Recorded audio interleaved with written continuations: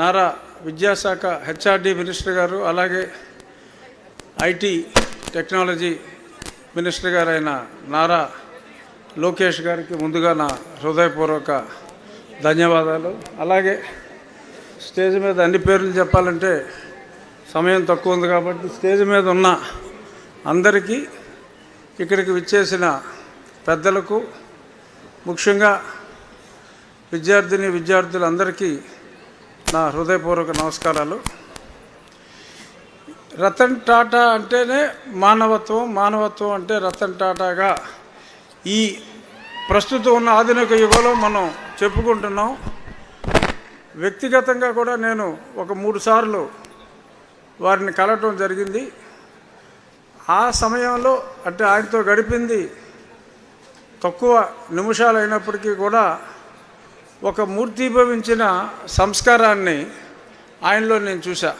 ఆయన ఎంత పెద్దవాడైనప్పటికీ మరి రకరకాల అన్నీ కూడా ఆయన ట్రస్టుల పేరు మీద ఎక్కువ మానవాళి అభ్యుదయానికే ఉపయోగించారు. నేను నెంబర్ 1 ధనవంతుణ్ణి, నెంబర్ 2 ధనవంతుణ్ణి అన్న ఆ రికార్డుల జోలికి వెళ్లకుండా సంపాదించిందంతా కూడా ఆ ట్రస్టుల్లోనే పెట్టి ఎన్నో లక్షల మందికి ఉపాధి కల్పించిన మహానుభావుడు రతన్ టాటా గారు. ఆయన మన మధ్య నుంచి దూరమైనప్పుడు నాకు ఈ ఆలోచన వచ్చిన తర్వాత, ఆయన కాంస్య విగ్రహం ఏర్పాటు చేయాలి అన్న ఆలోచన వచ్చిన తర్వాత నేను లోకేష్ గారిని ఇలా ఆలోచిస్తున్నాను, మీరు తప్పనిసరిగా ఆ కాంస్య విగ్రహ ఆవిష్కరణకి, ఎందుకంటే అదే సమయంలో ఆయన మరణానికి కొద్ది రోజుల ముందు లోకేష్ గారు టీసీఎస్ చంద్రశేఖరంతో ఆయన ఎయిర్పోర్ట్కి వస్తే కూడా వెళ్ళి రిసీవ్ చేసుకుని ఈ స్థాయిలో ఉన్నప్పటికీ మళ్ళీ ఎయిర్పోర్ట్కి వెళ్ళి ఆయన్ని డ్రాప్ చేసి, దానికి ముందు బాంబే మీటింగ్లో 10,000 ఉద్యోగాలు మన ఆంధ్రప్రదేశ్కి విశాఖపట్నం క్యాంపస్కి సాధించటం, ఆ విగ్రహావిష్కరణకి సరైన వ్యక్తి నారా లోకేష్ గారనే భావించి ముందు ఆయన్ని అనుమతి తీసుకున్న తర్వాత, ఆయనకి ఎప్పుడు వీలైతే అప్పుడే రెడీ అయిన తర్వాత చెప్తామండి, మీరు ఎప్పుడు వీలైతే అప్పుడు మీ చేతుల మీదుగా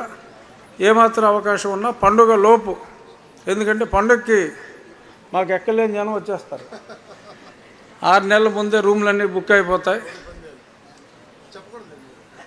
మీరు చెప్పలేదు, మేము లేదు. సో అందరికీ కూడా ఈ రతన్ టాటా గారు విగ్రహం ఒక స్ఫూర్తినివ్వాలి అనే ఉద్దేశంతో పండగ ముందే రావాలంటే ఆయన ఈరోజు మనకి ఆ అవకాశం ఇవ్వటం జరిగింది. అలాగే ఈరోజు ఇది ఐటీ శాఖ మంత్రిగా, అది విద్యాశాఖ మంత్రిగా ఎప్పుడో 108 సంవత్సరాల క్రితం పాఠశాల అయిన ఉండి పాఠశాల, మా తాతయ్యలిద్దరూ కూడా అక్కడే కొద్ది కాలం చదివారు. దాన్ని అభివృద్ధి చేయాలి అనే కాన్సెప్ట్తో ముందు చిన్నగా ఒక 10 లక్షల వ్యయంతో బాగా చేయాలి అనుకుంటే, అలా దాతలు కూడా ఆ రకంగానే ముందుకొచ్చి ఈ రోడ్లు వేద్దామంటే సరే, అదే సమయానికి ఎన్ఆర్జీఎస్లో రోడ్లు వేసి మిగిలిందంతా దాతల సహకారంతో చాలా చక్కగా తీర్చిదిద్దడం జరిగింది.